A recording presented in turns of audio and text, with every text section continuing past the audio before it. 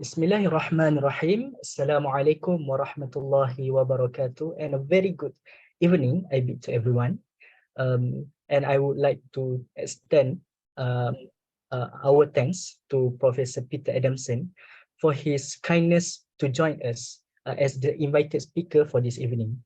As you all know, this is actually an event conducted by 𝐸, Center for Advanced Irfan Studies, of which we will do monthly lectures on special topics related to Islamic philosophy, tasawwuf, mysticism, and so on. And for today, we are grateful because we have Professor Peter Adamson.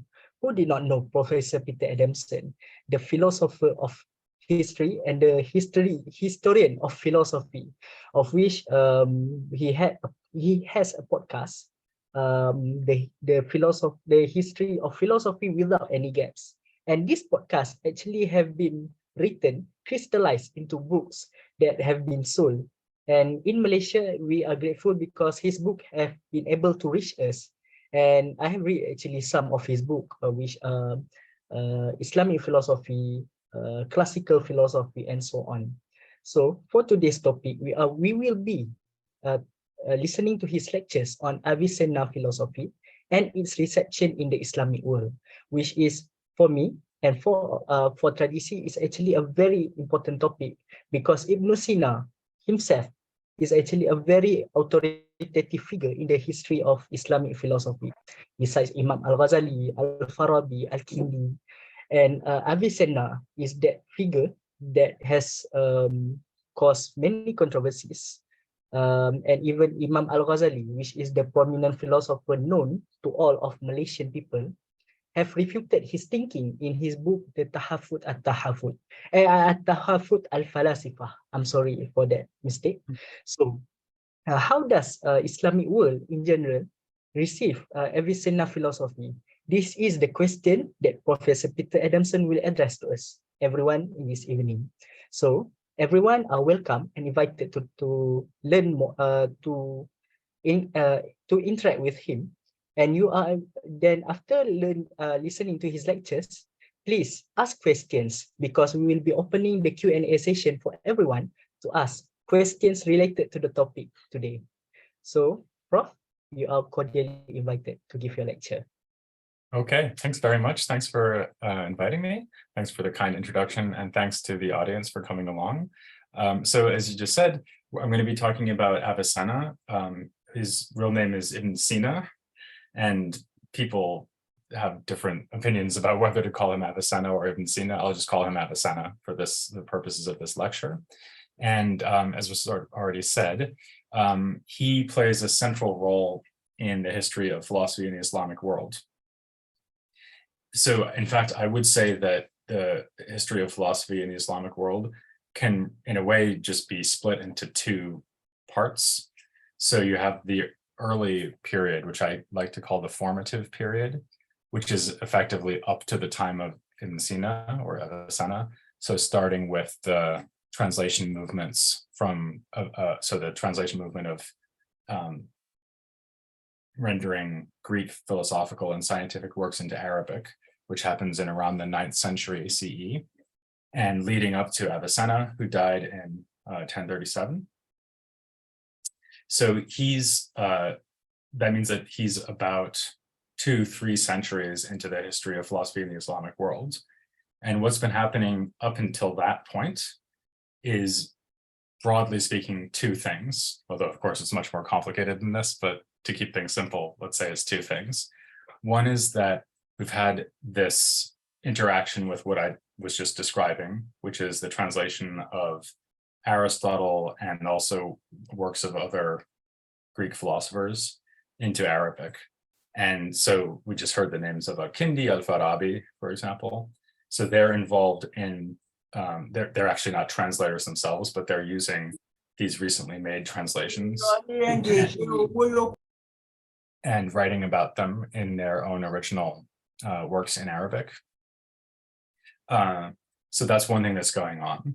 And that's often called falsafa. So, and you can actually hear in the Arabic word that the word is derived from a Greek word. So you have the Greek word philosophia, which is where we get the English word philosophy. And that word was just taken over into Arabic as falsafa. So in fact, that's in the title of the book you just mentioned, 𝐏𝐡𝐢𝐧𝐬 al-Falasifa. So that means the incoherence of the philosophers. And philosophers there, it actually means sort of people who agree with Avicenna, but philosophers, falasifa, are just people who do falsafa. So that's one thing that's going on. And Avicenna is most often thought of as responding to that, to Aristotle and the authors in the Islamic world who had already been engaging with Aristotle. Then there's another thing that's happening in the formative period, which is kalam. And kalam, as I'm sure all of you know, is Islamic theology. So you can also call it ilm al-kalam, so the science of the word. And the theologians, or the mutakallimun, represent a kind of parallel intellectual tradition who are also thinking about a lot of philosophical issues. For example, free will, the nature of moral responsibility, physics like atomism or theory of substance, how properties belong to things, the problem of universals. These are all things that have been thought about in kalam.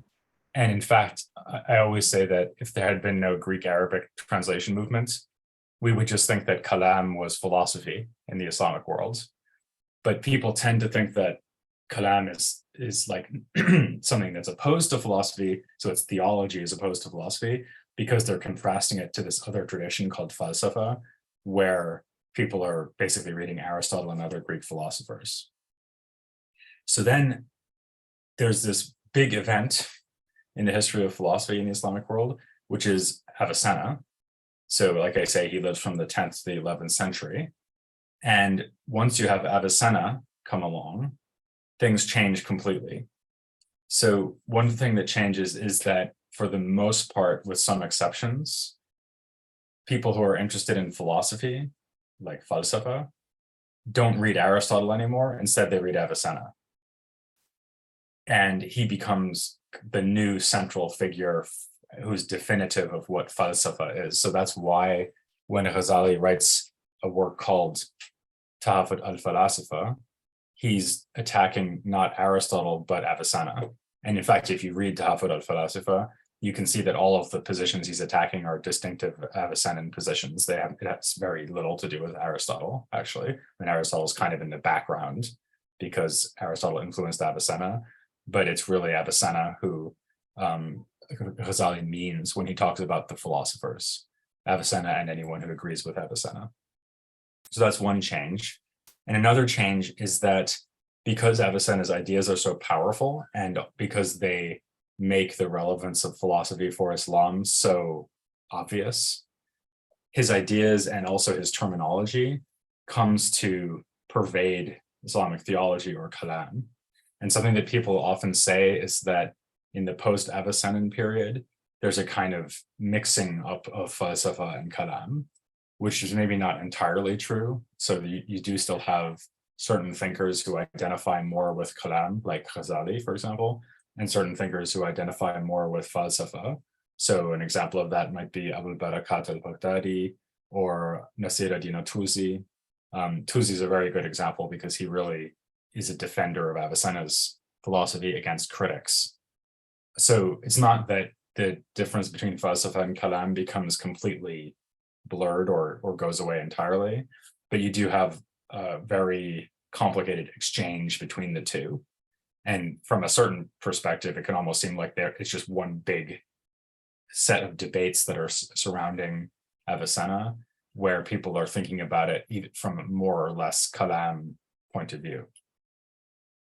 Now, there is, at least in Western scholarship and secondary literature, there's a long tradition of thinking that because of the critical reaction to Avicenna in certain, especially mutakallimun theologians like al-Ghazāli, that there's a kind of decline of philosophy in the Islamic world. So, or even that Ghazali kind of killed off philosophy by writing the Incoherence.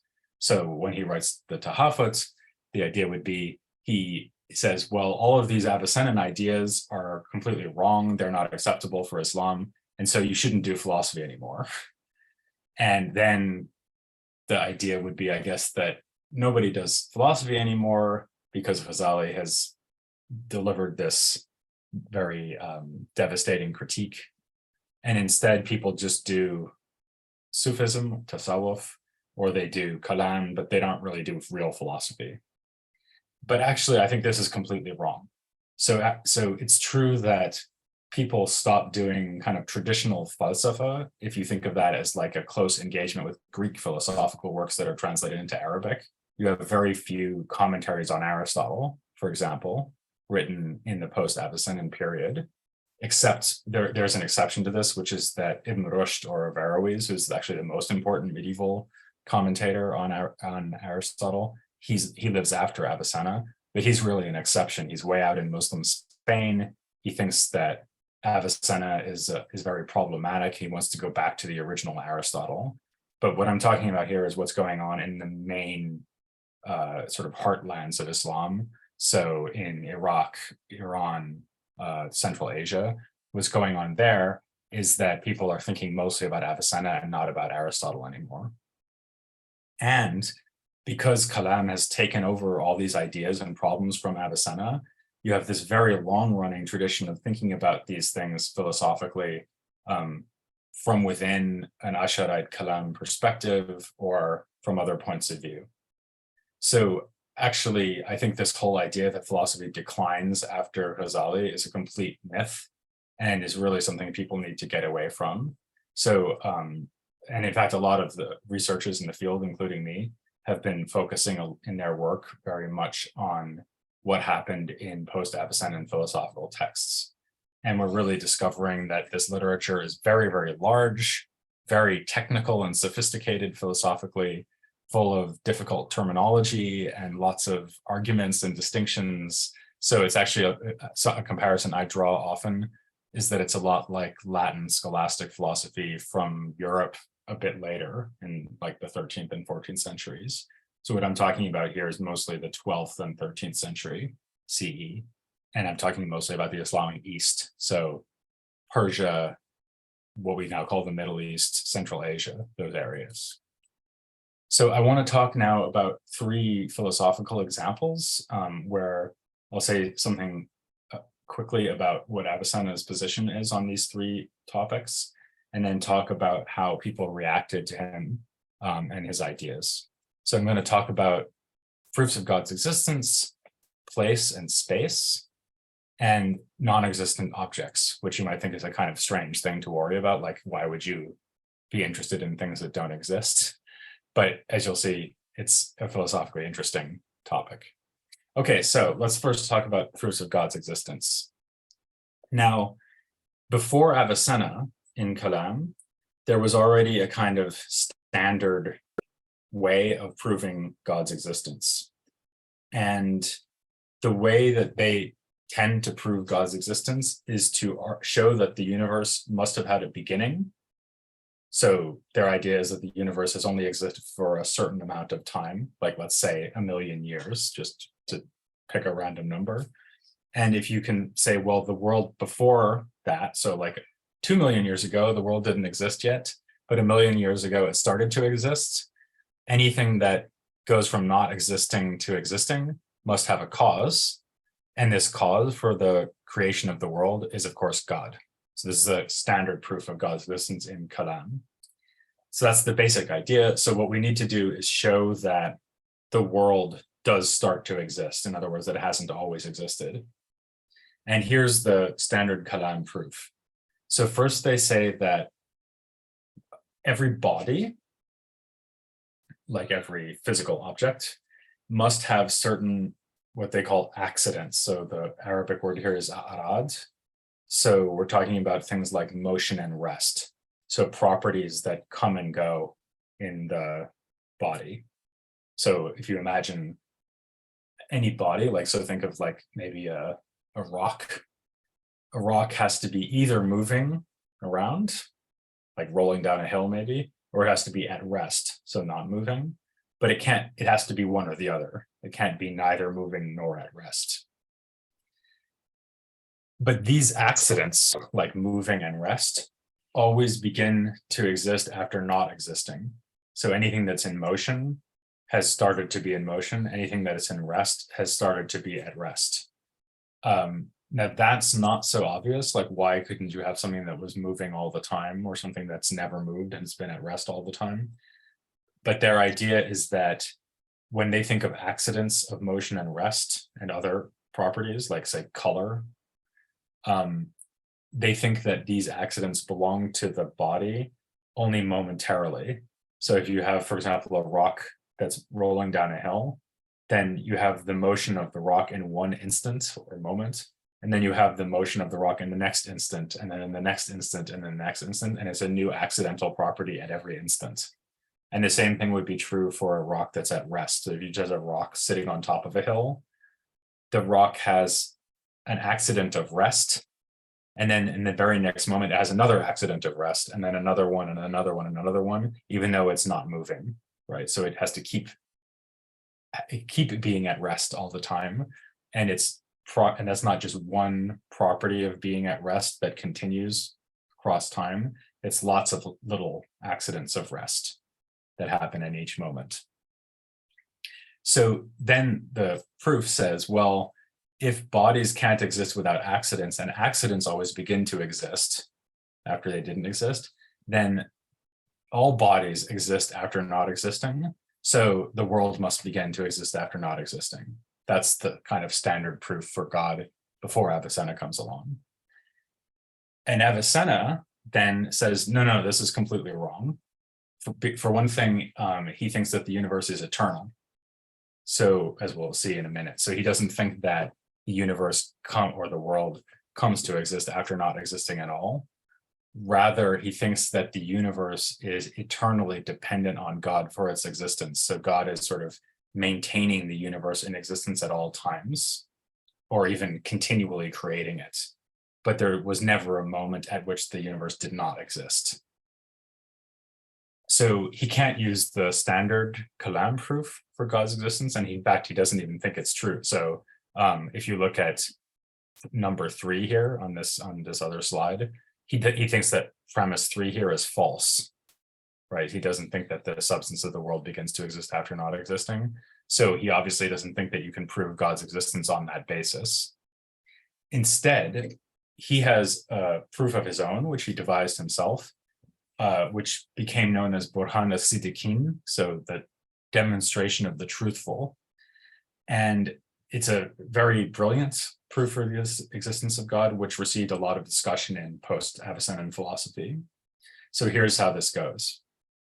So first of all, we need the notion of something contingent, or you can also say possible. So the Arabic word here is mumkin. And the idea is that something contingent is neither necessary nor impossible. So you could think about a necessary thing would be maybe something like God, as we're going to see in a minute. An impossible thing would be a round square, okay? A contingent thing is something that's sort of in between. So it's not necessary and it's not impossible. It's possible or contingent. The thought here would be that if you look at, so Avicenna's example is a triangle. If you look at a triangle, there's nothing about triangles that prevents them from existing. So obviously there can be triangles, but on the other hand, there's nothing about triangles that guarantees that they'll exist, right? So triangles might exist, they might not exist. It sort of depends what happens. In particular, it depends on whether some kind of cause comes along and preponderates, as they say in the tradition, preponderates the triangle to exist rather than not existing. So what that would mean is that, for example, someone who knows geometry would actually draw the triangle, and then the triangle would come to exist after not existing. And in fact, in general, that's going to be required for anything contingent. So for example, me, so the reason I exist, I'm contingent. I don't exist because I'm necessary, like I don't have to exist. The reason I exist is that, let's say, my parents caused me to exist.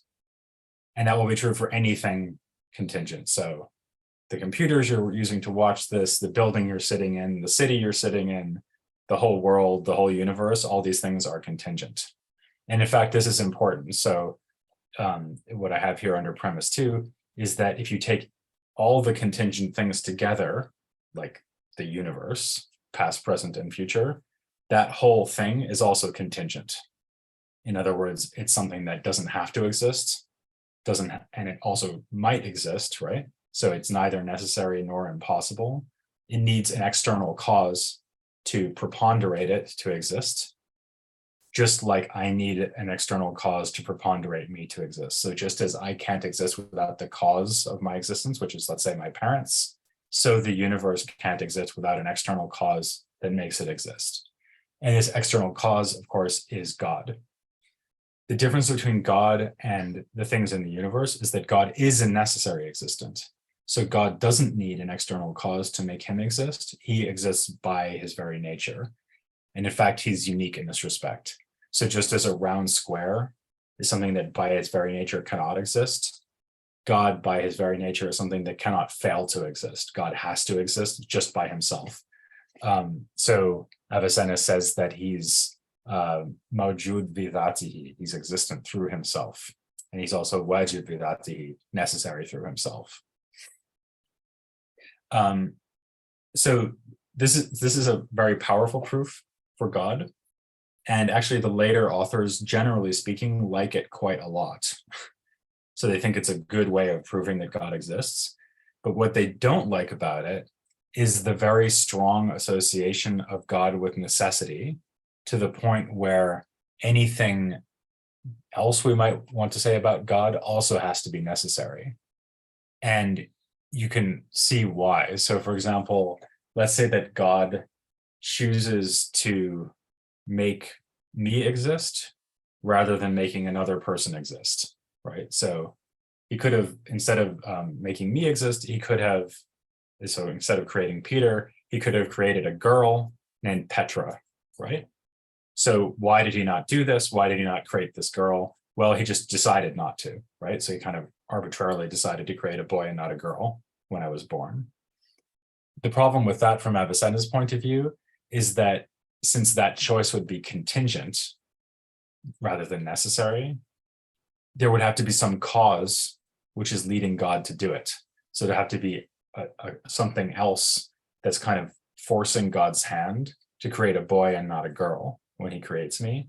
And that can't be, because God is necessary in all respects, according to Avicenna. Whereas the 𝐒𝐢𝐧𝐚'𝐬, like 𝐒𝐢𝐧𝐼, they want to say that God does make freely chosen, he makes free choices and acts in a way that is itself contingent. And we can see this very clearly when it comes to the famous debate over whether the universe is eternal. So as we saw in their proof for the existence of God, early 𝐒𝐢𝐧𝐚'𝐬 assumed that the universe had to go from not existing to existing, and that that's what it would mean for the universe to be created. So they think the word huduth, which means creation, just means going from not existing to existing. And they had to admit that this, or at least it was an objection that was pushed against them, that this would involve God doing things that seem kind of arbitrary. So in particular, let's say, go back to my earlier example about, let's say that the universe has existed for 1 million years, according to the 𝐒𝐢𝐧𝐚'𝐬. Again, that's not their number. I'm just using that as a convenient number. So the universe went from not existing to existing 1 million years ago. Well, okay, but why not 1,000,001 years ago? Or why not 1,000,002 years ago? Or why not even 1,000,000 years ago plus 1 second? Or 1,000,000 years ago plus 1 minute? So why, in other words, why did God create the universe exactly then when he created it, given that he could have created it at any time? And there was no difference, right? So it's like he's waiting around maybe for an eternity of time, and then all of a sudden, bam, he creates the universe. Why does he choose this random moment? And objectors to the createdness of the universe said, this is so problematic that God would have to make this arbitrary choice, that we should actually believe in the eternity of the world. And in fact, Ghazali brings this up as a possible defense of Avicenna's eternalist view. By contrast with Avicenna, there's no random choice, right? So the universe always exists. It doesn't start existing. It's permanently preponderated to exist. And in fact, in a sense, this is a little bit confusing because before I was really emphasizing how God is necessary and the universe is contingent. But in a sense, the universe is also necessary because once God decides to create it, and he's eternally deciding to create it, the universe has to exist. So Avicenna says that the universe is 𝐒𝐢𝐧𝐚'𝐬 بِغَيْرِهِ, so it's necessary through something else, as opposed to God being 𝐒𝐢𝐧𝐚 بِذَاتِهِ, necessary in himself. And the idea here is that God is intrinsically necessary. God is just in his own nature necessary. And then he necessarily creates the universe. So the universe necessarily comes to exist, which means that it permanently comes to exist. It's eternal. Against this, the 𝐒𝐢𝐧𝐚'𝐬, including Ghazali, say that God is absolutely free and is capable of making contingent choices and even random choices. So he has this nice example of a man who's presented with 2 dates, this fruit, and the man is only allowed to take one. And they're just sitting on a plate in front of him, and they look equally good, and they're, the same distance from him. So there's no reason to take one rather than the other. But he's only allowed to take one. So Ghazali says, well, obviously what he'll do is just reach out and randomly choose one. He won't have to come up with a reason why he should take the left one rather than the right one. Similarly, when God chooses a moment for the universe to exist, he just randomly chooses. He doesn't need to have a good reason to choose one rather than the other. So this is a defense of contingency in God and God's actions, which goes along with the idea of the universe being created. And in general, after Ghazali as well, you have this long-running debate between philosopher theologians, some of whom think that Avicenna was right to say that God can't do arbitrary things. It can't go from not creating the world to creating the world. And so for them, the universe is eternal, and it's just the necessary product of God and his causal agency. And then you have critics of this who follow Ghazali and saying, no, the universe is not eternal. God just arbitrarily creates the universe at a moment in time. So you have this really different perspective on what God is like. The Avicennan God is completely necessary, does everything without having any possibility of doing anything else. Whereas in this kind of Ghazali Kalam view, God is a freely choosing agent, just like a person who's making random choices. Okay, so that was one topic, and that's a very famous debate in Islamic philosophy. So if those of you who have studied Islamic philosophy have probably come across that debate. By contrast, this next one that I want to talk about is a lot less famous and prominent in the secondary literature, but I think it's interesting. So here we're sort of moving from thinking about theology to thinking about physics. And in particular, we're going to be thinking about place or space. Now, I think that most of us nowadays have an idea about space, which kind of comes from modern physics or modern natural philosophy, going back to Descartes, according to which space is kind of three-dimensional extension, which can be empty, like in outer space, so there's nothing there, right? Or there's hardly anything there. Maybe there's dust or light or whatever, but the space isn't full. Or the space can be filled with bodies, right? So bodies kind of move around in space. Maybe molecules and atoms are moving around in space. Actually, this gets kind of weird in modern physics, right? Because even an atom is mostly made up of empty space. But you don't need to worry about that. Just think about things like, the rock rolling down the hill again, it's just moving through space. And you're thinking of space as this three-dimensional extended volume through which the rock can move. Now, in this case, actually the 𝐒𝐢𝐧𝐚'𝐬 have a view that's much more like modern physics than the Aristotelians. Because the 𝐒𝐢𝐧𝐚'𝐬 were atomists, first of all. And they thought that atoms, as I said before, have either the accident of motion or rest, and they are at rest or in motion through space. And the space is empty, so we can call it void. So sort of like outer space. So there's just nothing. So in itself, space is empty, and then God creates bodies, which are, in the first instance, are atoms, and these atoms are moving around in the space. But the Aristotelians disagree with this. So Aristotle himself and Avicenna following him think that void is impossible, and they have arguments against the existence of void. You can ask me about that later. But there's no such thing as void space. So for them, everything is full, and there's just bodies sort of like jostling up against other bodies. So for example, when you walk through, like if you're walking down the street, you're walking through air, and you're pushing the air out of the way, and the air is kind of pushed away and fills in behind you as you keep walking, so that there's no empty space created at any point. And there's no particles of air moving around in void space. None of that is happening. Rather, everything is full. You just have sort of more or less solid and fluid bodies, all kind of pushed up against each other. The whole cosmos is full for them, the whole universe. And by the way, they also think that the universe is a sphere, which ends at the stars that we can see, and that there's nothing outside that. So there isn't even empty space outside the universe. So actually that means that in a way, the Aristotelians don't have any use for the concept of space at all. Rather, what they talk about is place. So the Greek word here is topos, the Arabic word is makan. And Aristotle defines place not as three-dimensional extension, like I was talking about before, but as he says, the inner boundary of a containing body. So his idea here is, so here we have a picture of a jug, like a wine jug. So imagine that there's wine in the jug. Well, the place of the wine is the jug, right? And this makes sort of sense. So if you say, well, where is the wine? Then I might say the wine is in the jug, right?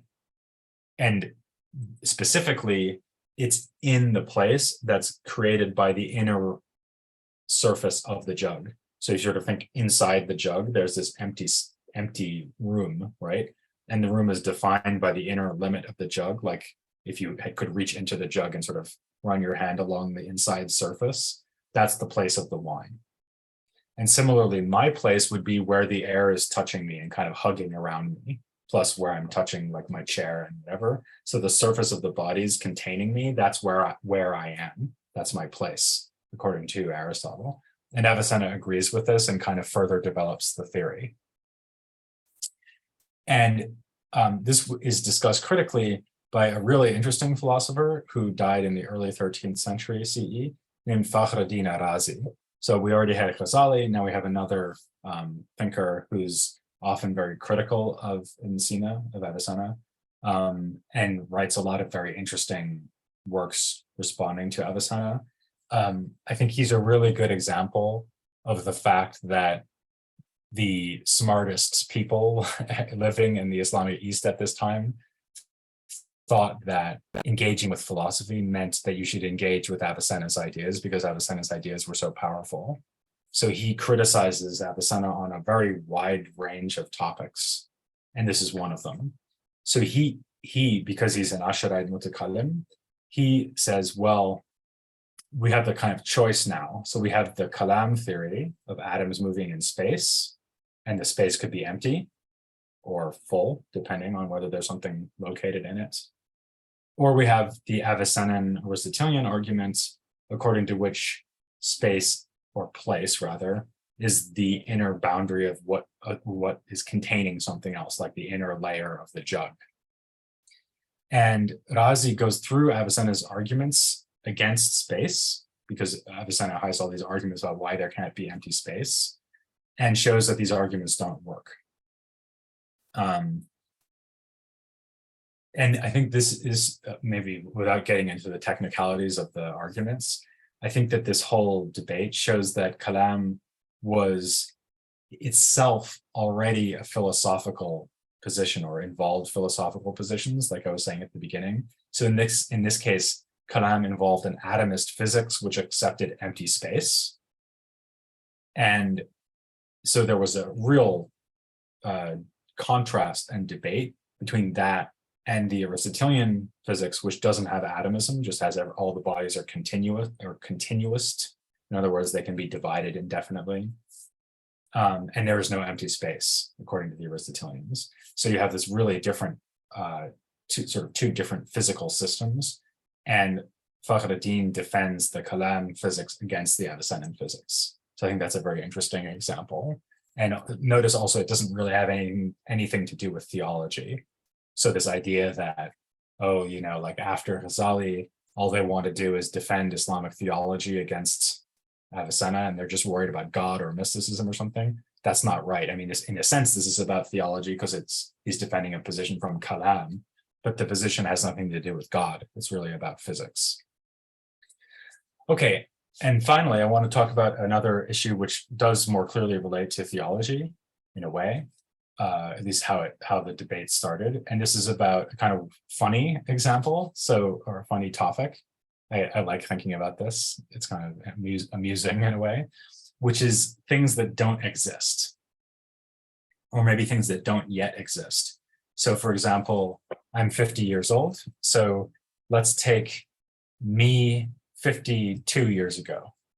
Well, 52 years ago, my mother wasn't even pregnant with me, so I didn't exist, right? And yet there was something, you might think, well, in a way, there was something kind of there that God could make exist. So when God created me, you could say, well, he made me go from not existing to existing, just as we saw with this debate over the eternity of the world and the proofs for God's existence. The Mutakalimun thought that God makes the universe go from not existing to existing. So you can say that about the whole universe, but you can say it about anything that God creates. And in fact, there are passages in the Quran that say things like, when God wants a thing to be, he says to it, be, and it is. So be, the sort of word kun. But the really important word in this quotation is thing. So in Arabic, the word is shay, or the plural is ashya. So some theologians, partially on the basis of Quranic passages like this, said, well, non-existent things are genuinely things. They are ashya. They are like objects in metaphysical reality that just don't have existence yet. In fact, sometimes they say that these things are real, but not existent. So the word I'm translating as real there in Arabic is thabit. So they're real, they have some kind of reality, they just don't have wujud, existence. That's the view of one Kalam school called the Mu'tazilites. Another Kalam school, the Ash'arites, denied this and said that these things have no status, they have no reality before God creates them. Rather, God has a power to create whatever he wants. And so we can understand anything that it says about God being able to create things or wanting to create things. That's all about God's will and God's power. It's not about the reality of things that haven't yet been created. So you can think about this also in a theological context, but actually it's an interesting metaphysical issue in its own right. So if you think about like fictional entities like Sherlock Holmes, or like this, for example, the example I gave earlier, like instead of creating me, God could have created a little girl when I was born. What do we say about that little girl who never got to be created, right? Well, maybe she's real, it's just that she doesn't exist. So that would be maybe the Mu'tazilite view, right? So it's something that could have existed, but doesn't. Again, brings us back to these ideas about contingent existing things. So Avicenna has thought about this problem very clearly, and you can see from his terminology that he's really responding to the Kalam discussion, because he talks about things and the status of things independently of their existence. In fact, he even uses this weird word shay'iyya, thingness. And for him, thingness is a synonym with the word mahiyya, which means essence. So you have what something is, and that's different from the question of whether it exists. So, for example, and actually this goes back to what I was saying about contingent things before. So think again about the triangle. Remember I said that there's nothing about the triangle that guarantees that it exists, nor is there anything about the triangle that guarantees that it doesn't exist. But there are things about the triangle that must belong to the triangle as such. For example, the fact that it has three sides. So what Avicenna would say is that it's part of the essence of triangle that it have three sides, but it's not part of the essence of triangle to exist. And he would put it in this kind of kalam language as well, by saying it's part of the thingness, the shay'iyya of triangle to have three sides, but it's not part of the thingness of triangle to exist.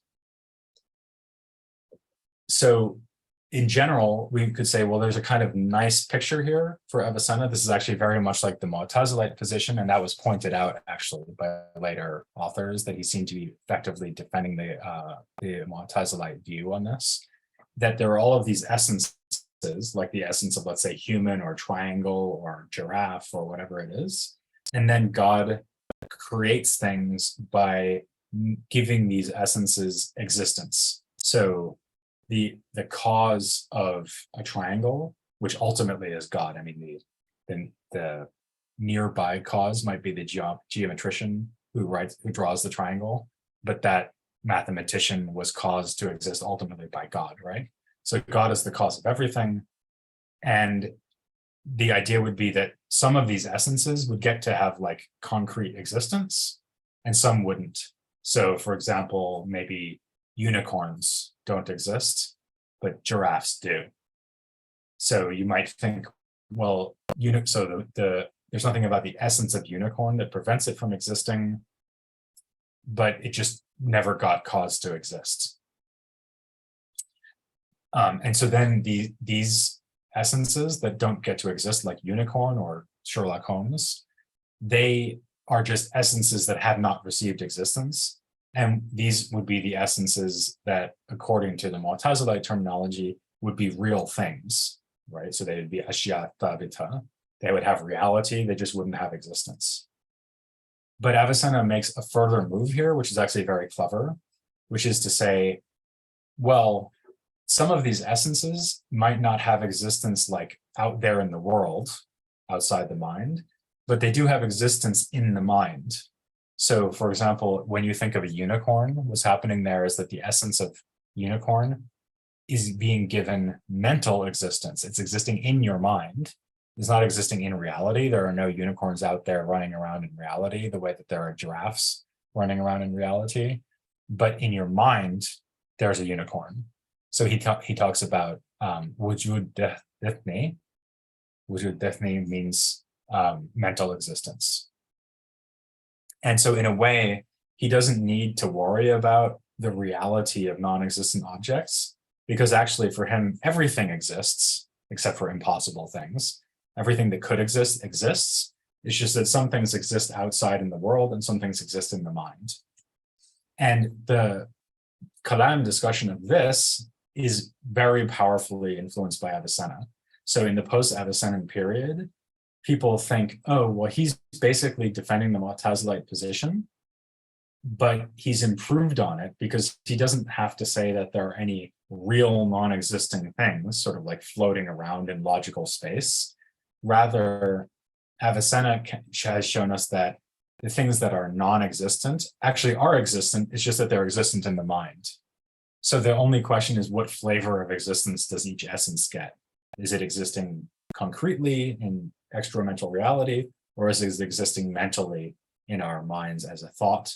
But either way, everything will wind up existing. And so he kind of solved the problem of the non-existent object. So this is a good example of how these later philosophers and theologians really like Avicenna's ideas and sort of take them up and carry them further. So even though they're critical on other points, so for example, they're critical of his idea that God is necessary in every respect, they often accept Avicenna's positions.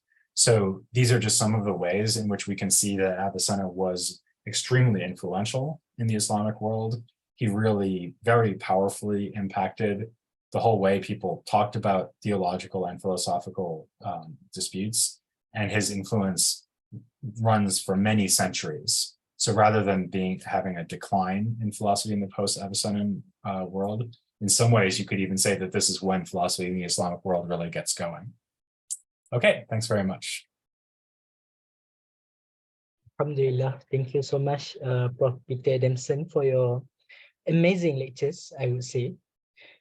So with that lectures, I would like to announce that we commence the Q&A session for everyone to ask questions to our beloved speaker today related to the topic. So yeah, you can either ask him directly by opening your mic, or you can write it down in the comment section, in the chat section, and I will read it out.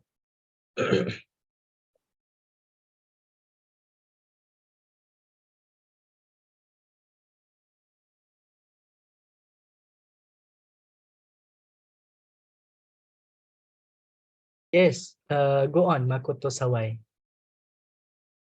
Okay, so can you hear me?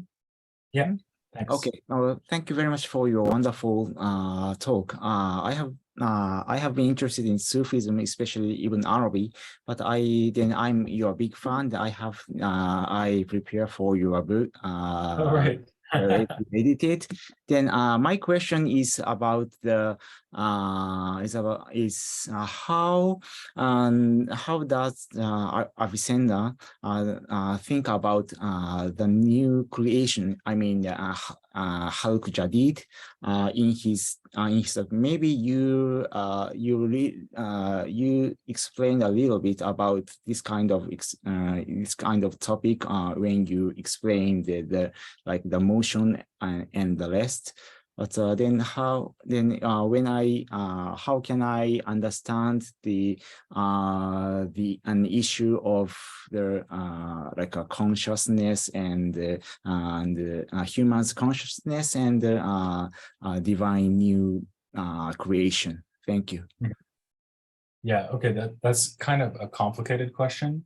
So if you ask Avicenna whether anything happens that's new, he of course will say sure, yes. So for example, like 52 years ago I didn't exist, now I do, right? But not everything in the universe is like that. So what you have is the heavens, like the celestial bodies where have the stars and planets in them. They're rotating around us, and they're rotating around us eternally, just like Aristotle said. So the heavens have always been there, and they were never created new. Okay. So for example, like Jupiter, there's always been Jupiter. There's always been going around the Earth, because of course they think the Earth's in the middle, right? So it's only once you get down below the heavens, below the sphere of the moon, to the world we're living in, which is made of something else, made of air, earth, fire, and water, which don't exist up there in the heavens. Once you get down here, you have things that can be generated and destroyed. Okay, so so what he would say is that there's a kind of passage from God's perfect, unchanging necessity to the necessity of the heavens, which involves motions, down here to like pure contingency, where things are not necessary at all, like they don't have to, they go into existence and out of existence. Right? So he kind of think, and then there would be some things maybe even that are only existent momentarily, right? Like, I don't know, maybe, I'm not sure he thinks that there's anything that exists without having some kind of duration. So the 𝐒𝐤𝐤𝐬 really like the idea that there are things that exist only for an instant, so they're just bang and they're gone. That's not a very Aristotelian idea, right? Yeah. But it's certainly true for Avicenna that some things start to exist after not existing. It's just that they only do that down here below the heavenly world. And by the way, you mentioned human consciousness. Yes. So human thoughts are activities on the part of the intellect or the soul. And those are just, those are activities just like any other activity as far as this goes. So, I mean, they're immaterial, but in a way they have a lot in common with, say, the motion of a rock. Mhm. right? So the rock starts moving, then it stops moving. And in the same way, you might start thinking about something and stop thinking about it. So these are all things that can change, whereas God doesn't change, right? Mhm. God is always doing the same thing, namely grasping himself intellectually. Mhm. Yeah, thank you. I possibly understand. Thank you. Okay, good. Thanks. All right, we have actually quite a lot of question in the chat section from Nuruddin, Lukman, and also Muna. So I read it one by one. From Nuruddin: did the development of the Avicennian tradition in Persia develop independently or merge within the framework of Suhrawardi or Mulla Sadra? Yeah, that's a good question. So actually, there's a lot of misunderstanding about this because, so maybe just to say for those who don't know, so Mulla Sadra is a figure from like what we would consider early modern philosophy. So he comes from the Safavid period, which is later Persia. So we're talking about like more than 500 years after Avicenna. And he's the dominant figure in Iranian philosophy, even now. So Mullah Sadra's thought ideas are very influential in the madrasas in Iran. And so in Iran, but also in some Western language scholarship, like in English, for example, there is a very strong tendency to think of Mullah Sadra as this somehow like a really culminating important figure in late Islamic philosophy. And then they sort of think about what happens before Sadra as leading up to Sadra. And one of the main figures here is Suhrawardi, who you mentioned. So Suhrawardi is 12th century. So he's almost exactly the same time as Fakhruddin Razi, who I was mentioning before. And people often think that Suhrawardi is a kind of separate development, maybe a new development, which is called the Ishraqi philosophical school or the Illuminationist philosophy. And then that would lead up to Mullah Sadra, who's drawing on the mystical ideas of Ibn Arabi and Suhrawardi. So you have a very standard picture in a lot of historical work on Islamic philosophy that kind of contrasts this more Aristotelian Avicennan approach to the Illuminationist project of Suhrawardi that ends with Sadra, or at least leads to Sadra. That's kind of behind your question, because you're saying, well, is Avicennan philosophy like this other thing, which is happening alongside Suhrawardi and Illuminationism? But actually, it turns out that that's all completely wrong. Or at least it's half wrong. So it's true that Mullah Sadra was drawing on Suhrawardi and Ibn Arabi, but the thing that people don't appreciate is that Suhrawardi himself is actually very much like all of the other people in the 12th century who are reacting to Avicenna. So if you look not only at Suhrawardi's Hikmat al-Ishraq, his most famous work, but his other treatises, you will see that he, very much like Fakhruddin, actually, is engaged in this very careful kind of process of debate and refutation with Avicenna. And this happens in logic, it happens in natural philosophy, it happens in metaphysics. Suhrawardi does have this other thing that he does where he describes himself as an illuminationist and starts talking about the metaphysics of light and so on. But that seems to be more like a kind of set of terminological conventions for describing what he'd already been doing in other works where he was talking about Avicennan philosophy. So actually, I think of Suhrawardi as just part of the phenomenon I've just been describing. So there's this post-Avicennan period where a lot of people are thinking about Avicenna. Suhrawardi is one of those people. And then he describes himself as an illuminationist philosopher. And Sadra is very inspired by that and thinks it's very interesting and it's important. But I think we shouldn't fall into the mistake of thinking that there's like this non-Avicennan illuminationist philosophy. Rather, it is Avicennan in the way that all the philosophy in this period was Avicennan, pretty much. Thank you, Prof. There's another question there. Is Avicenna's position on eternity of the world still relevant if it is associated with modern Big Bang cosmology, which believes in the beginning of the universe?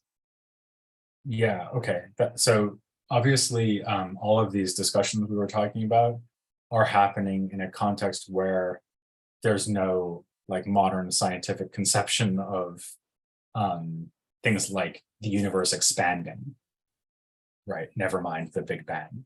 So they're all assuming that you have a spherical universe with the Earth in the middle, and it's always been the same way. And then some of them think it was created at some point, others think that it's been here all the time, that it's eternal, but nobody has the idea of an evolving or, nobody has the idea that the universe itself is changing in some kind of at the cosmic level. So like I was saying before, the only change that the Aristotelians think is happening is down here on the Earth. I mean, in the heavens, you have motion of the stars around the Earth, but you don't have any other kind of change. So their physics is completely different and clearly rules out anything like the Big Bang. Now, I mean, I don't really know anything about modern physics other than what everybody knows. So, I mean, I think it's certainly the case that modern physics brings in whole different kinds of laws and so on. But I don't think that necessarily would undercut something like Avicenna's argument for the existence of God, because whatever you say about the Big Bang and singularity and all that, it all looks contingent, right? So there's no reason to think the Big Bang was somehow necessary in itself. And whatever came before the Big Bang, if that even makes sense to talk about something coming before the Big Bang, would also be contingent.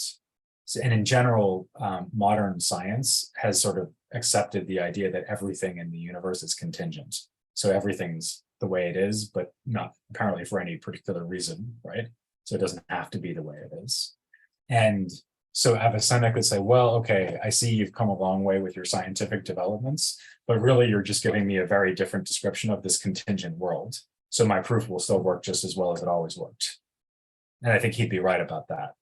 I mean, he was wrong in his physics, but he's right that the universe is contingent. And then the question is, can you argue from the contingency of the universe to prove that God exists? And his proof would not change at all in that respect. Thank you, Prof. We have a question here from Lukman. Salam, my name is Lukman. Is the concept non-existent is the same as amrun i'tibari or hal? Okay, so i'tibar, do you mean i'tibar, like this? Yes, I think so. It's the same. Yeah. So like conceptual, like perspective or something. Yes. That's what he means, right? Because there's also like 𝐒𝐢𝐧𝐻, which is different. But I guess he means itibar. So, I mean, that's a great question.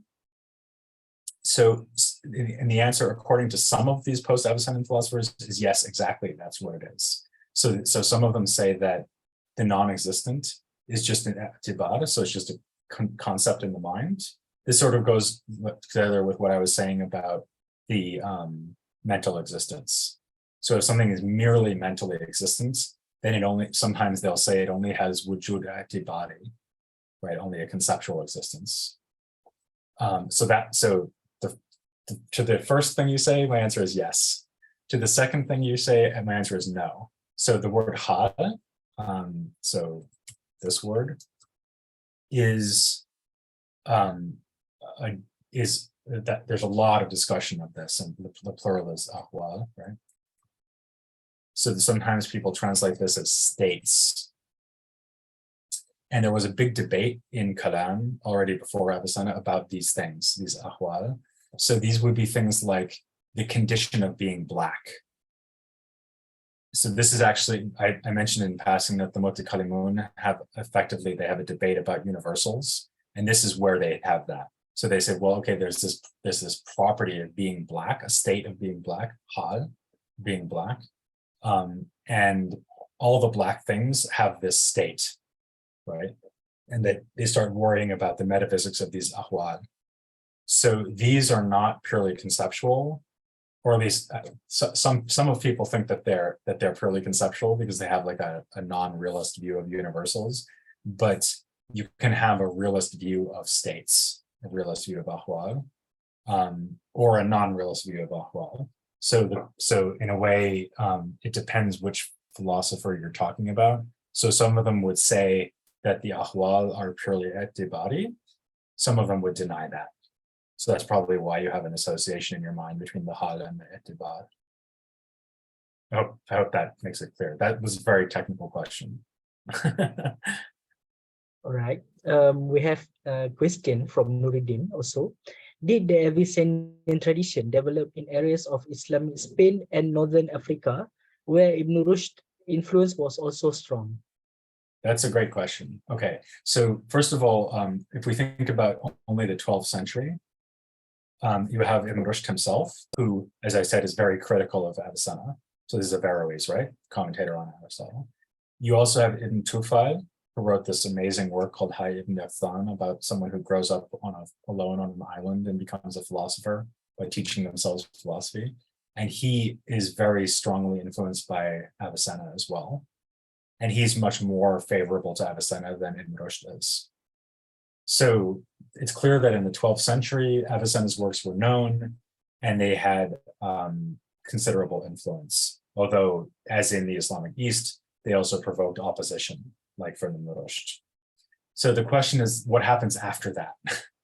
And it's here, obviously, things are difficult because once we get into the 13th and 14th century, you have the Christians pushing the Muslims slowly out of Spain. And then by 1492, of course, they kick all the Muslims out of Spain completely, right? So, and also the Jews, by the way. So Islamic philosophy in Spain starts to be eliminated after Ibn Rushd anyway. You do have some figures in that period, like Ibn Sab'in, who's a mystical philosopher. And just in general, you have the influence of Ibn Arabi in the Western Islamic world. But in general, I think that it would be fair to say that Islamic philosophy after the 12th century declines in Spain for the obvious reason that the Muslim population is declining and being pushed out. Northern Africa is a different question. So if you think about someone like Ibn Khaldun, for example, who lives in North Africa, he's very aware of all of the developments I've been just talking about. And he's actually one of the people who first observed that there was this kind of interplay between kalam and falsafa in post-Avicennan philosophy. So he was well aware of that. He actually drew attention to it.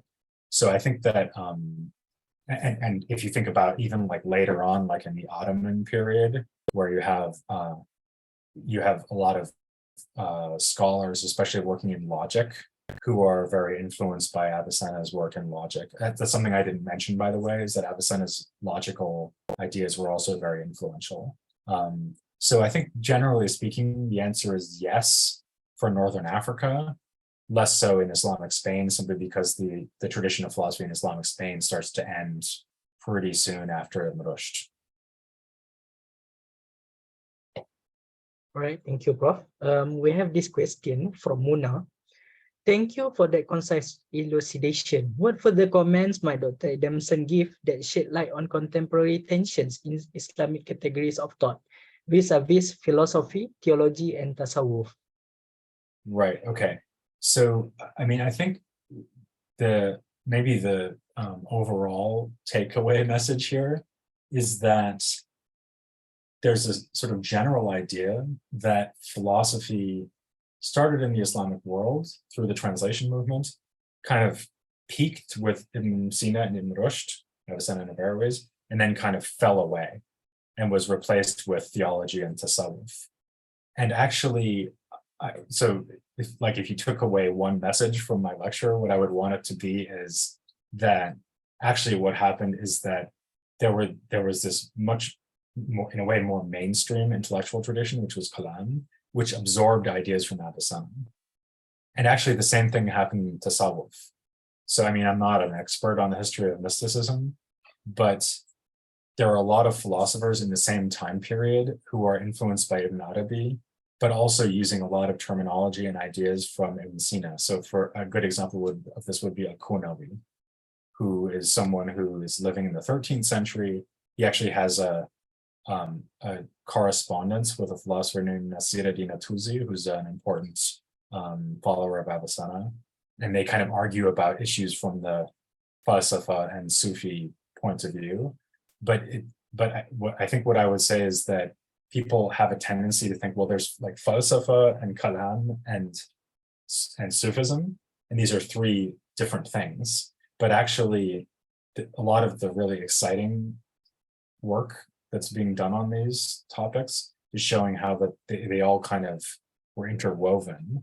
And I think for the historian of philosophy, it's really important to not assume like that mysticism doesn't matter or something, that it's like some completely separate thing.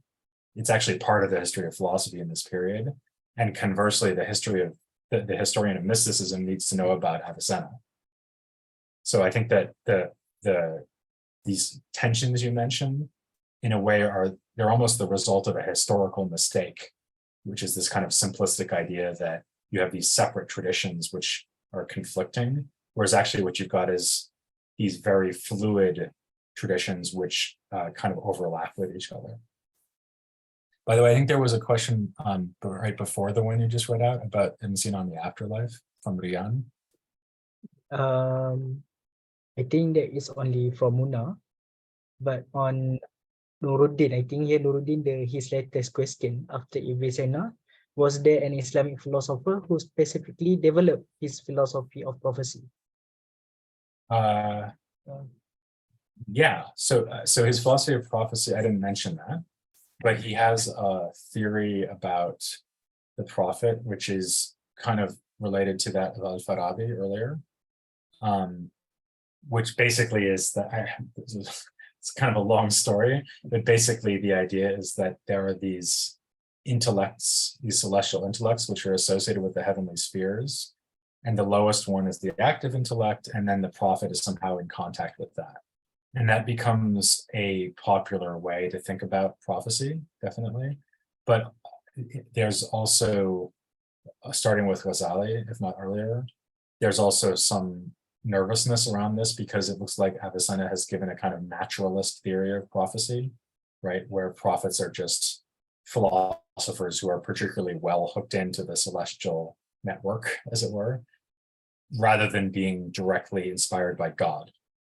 So the debate concerns that. So whether you want to try to explain prophecy using Avicenna's cosmology, or whether you want to explain it in terms of something more like a miracle, where a revelation is given directly to Muhammad or to the earlier prophets. Actually, before that, Nuruddin also has one question. Prof, is there an agreement among scholars about Ibn Sina's position on Sufism in the book Isyarat wa Tanbihat? I have heard that some scholars deny that Ibn Sina affirmed Sufism in the book of Isyarat. Hope you can explain this in more detail, Prof. Sure. Yeah. Okay. So Isyarat wa Tanbihat is a probably late work of Avicenna's, although people don't even agree about that, but maybe it doesn't matter for your question so much. So this means pointers and reminders, and it's, I would say, his most difficult work. So it's written in a deliberately very dense, concise, and difficult way to force the reader to do a lot of work sort of thinking through the arguments. And it's unusual in some other respects as well. And one way in which it's unusual is that there's a whole section, it's not that long, but like several pages at least, where Avicenna seems to have decided that he needs to say something about Sufism. And he says, well, there's this like phenomenon of mystical insight. He also talks about the phenomenon of mystical taste or ذوق, so the like contact with higher realities. And he seems to somehow be trying to make space for mysticism in his philosophy. So I think that much is probably not disputed. But there's a big dispute about what this means. So there's a traditional reading of this, which is also associated with what I was talking about before with Mulla Sadra, because this would be like what the followers of Sadra would say. So they would say that Avicenna in some way was like deeply mystical in his philosophy. Actually, you have Mehdi Amin Razavi coming up, I think, in the series of lectures. And this is how Professor Amin Razavi would read Avicenna. So he thinks that Avicenna is like fundamentally a mystical philosopher. And this approach has been very severely attacked by probably the leading scholar of Avicenna's philosophy in the last few decades, namely Dimitri Gutas, who's argued that Ibn Sina he's not really mystical at all. And that in this part of Isharat, he's just kind of saying, well, you can use the Sufi language like 𝐏𝐤 if you want to, but really all you're describing here is my normal epistemology where you completely realize the power of the intellect. And so his philosophy is rationalist through and through. So there's a big debate about this. I mean, my own position is that Gutas is right. So I actually don't think that Avicenna has any truly mystical element in his philosophy, but you'll get a completely different story when you ask Amin Razavi the same question. So this is really a disputed issue. Yeah. By the way, there was a question from Rian. Yes. About whether he believes in the afterlife. Yeah. Yeah. So I can answer that too. Okay, I think that would be great if you can answer. I'm sorry to Brother Rian because I missed his question. Some claim I heard on Ibn Sina said he did not believe in the afterlife. That would be against traditional creed. How does we view Ibn Sina in this regards? Is he Muslim or else? Yeah. Yeah. So he definitely did believe in the afterlife. So he has a whole theory of the afterlife. So that's not the problem. The problem is that his theory of the afterlife looks from some Muslim point of view. So from a traditional Muslim point of view, his theory of the afterlife looks very problematic. So he says that he's very insistent and argues about this at great length, that you will survive the death of your body. But, so that sounds good from an Islamic point of view, but the problem is that he thinks what will survive the death of the body is just your rational soul. So it's just the part of your soul you use for thinking. And basically it's the part you use to do philosophy. Okay. He does also say that souls that were too kind of linked to bodily desire and pleasure will be tormented by the loss of their bodies. And he says that descriptions of hell, for example, in the Quran, are metaphorical descriptions for this phenomenon that you would have a longing for the body that you no longer have attached to your soul. So he has a way, it's sort of like what he does with Sufism. It's like he has a way of explaining this kind of religious language, but ultimately he really only thinks that the afterlife is a pure survival of the rational soul without the body. And he doesn't seem to have any need, or he doesn't do anything with the idea of the resurrection of the body. And in fact, there's even a passage in his works where he argues that the body cannot be resurrected because God can't recreate an identical thing that's already stopped existing. So God can't recreate a body which has stopped existing. That doesn't make any sense, he thinks, philosophically. So so the answer to your question, I guess, is that on the one hand, he definitely believes in the afterlife. And I think that he believes that he agrees with the Islamic teaching on the afterlife. It's just that his understanding of the Islamic teaching on the afterlife is very different from what a lot of Muslims would hold. And that's pretty typical for him. So he would just say, well, if you want to be kind of simple-minded and think, oh, God like literally recreates your body and sends you to a burning place of fire called hell, you can believe that if you want, but that's kind of naive and simple-minded, and that's like what the common people believe. We philosophers know better. We have a deeper understanding of the truth. That's pretty typical of him. Prof, it seems there are many questions today. Would you like to take more questions? Or Sure, yeah. Okay. So actually there are two questions here by Nuruddin. Another two questions. Prof, is there a connection between the positions of Avicenna and Ibn Taymiyyah regarding theodicy? And his second question, is there a fundamental difference between Farabi and Avicenna in defining ethics, including in relation to political science? Okay, so let me take that one first, because that's pretty straightforward. I think basically there's no fundamental difference. So Farabi and Avicenna have very similar views on that question. So they both think that that ethics is primarily about individuals who are trying to perfect all of their human faculties and ultimately their rational soul. And Avicenna also thinks that the point of political science is to understand how you can construct a state in such a way that it will facilitate that kind of ethical development on the part of individuals. I think the main difference is one of emphasis, because Farabi just says a lot more about politics than Avicenna does. Yeah, Avicenna is not very interested in political philosophy at all. And he's not all that interested in ethics either. So he's really interested in logic, epistemology, metaphysics, natural philosophy. That's his emphasis. Whereas Farabi talks much more about political philosophy, but nonetheless, I think they're fundamentally in agreement. And it might even be that one reason Avicenna doesn't say that much about these things is that he kind of thinks Farabi already figured it out. That's quite a speculation, but it could be true. More difficult is the question of theodicy. So, I mean, Avicenna's position on theodicy, so I take theodicy here to mean like explaining evil in a universe that's designed and created by a good God. So what Avicenna would say about that question is that, so first of all, he's a very optimistic philosopher, and he thinks that, first of all, he's very insistent that good outweighs bad in the universe. So he thinks the universe is fundamentally good because it's created by a good God, and that anyone who's sort of pessimistic about this and thinks, oh, why is there so much evil, is just kind of exaggerating.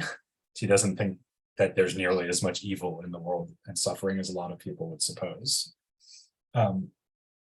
As far as his position on the evil that actually exists, he says, well, this is just when you have things failing to be completely perfect relative to what they should be like. So let's say disease or ugliness or moral defects are just failures of perfection.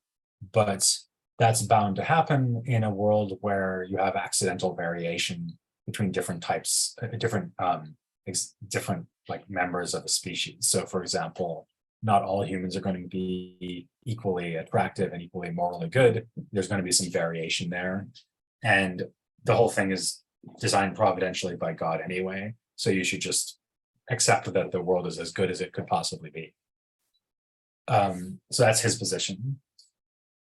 Ibn Taymiyyah, I think what maybe Ibn Taymiyyah's biggest innovation is that he thinks that God is actually changing along with the world. So he thinks that God's providence is sort of evolving in reaction to the way that things are happening in the created world, which is a very, very un-Avicennan idea, because obviously Avicenna has an unchanging, eternal, necessary God, not subject to time at all. And so I think Ibn Taymiyyah's theodicy really turns on a conception of God, which is completely different from what we find in Avicenna, and is certainly also in part meant as a critique of Avicenna. So Ibn Taymiyyah was very anti-Avicennan and really lamented the influence of Avicenna on the Islamic world. So this is just an example of how un-Avicennan he is. All right, it seems that there are no more questions. So I believe that it is already time for us to close the Q&A session. And it's also time that I will announce that our program is actually reaching its end. My name is 𝐒𝐢𝐧𝐚'𝐬, and I'm representing Tradisi. Would like to extend a very grateful thanks to Professor Peter Adamson for your gratitude.